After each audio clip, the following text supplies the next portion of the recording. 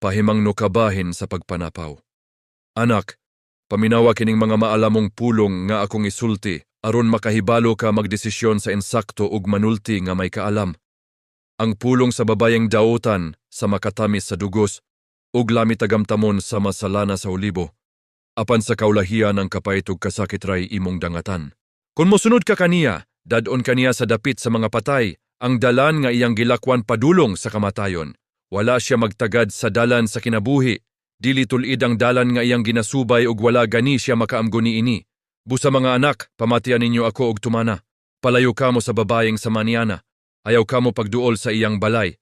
Kay kun himuon ninyo kana, mawadan kamog dungog ug maangkon kini sa uban ug mamatay kamo sa kamot sa mga tawong bangis. Ang tanan ninyong bahandi ug uban pang hinaguan, kuhaon lang ug pahimuslan sa ubang mga tawo. Magagulo kamo kun magtingana kamo nga labihan na kaayo kaniwang.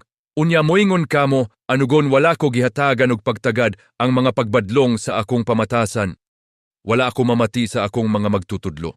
Busa karon, nagaungaw na ako sa baba sa kamatayon at ubangan sa katilingban. Sa imong asawa ka lang angay makighilawas. Kung tubig pa kini, sa imong kaugalingong atabay ka lang magkuhag imong imnon. Kay basig magluib usab ang imong asawa. Kinahanglan nga imo lang siya. Dili siya makighilawas sa ubang lalaki. Magpakalipay ka diha sa imong asawa ug hinaut nga panalanginan siya sa Dios. Matahom siya ug maanindot sama sa lagsaw, busa hinaut nga mawili ka kaniya ug mabihag kanunay sa iyang gugma. Anak, ayaw pagpadani sa babayeng daotan o pagpakigrelasyon kaniya. Kay nakita sa Ginoo ang tanan mong binuhatan.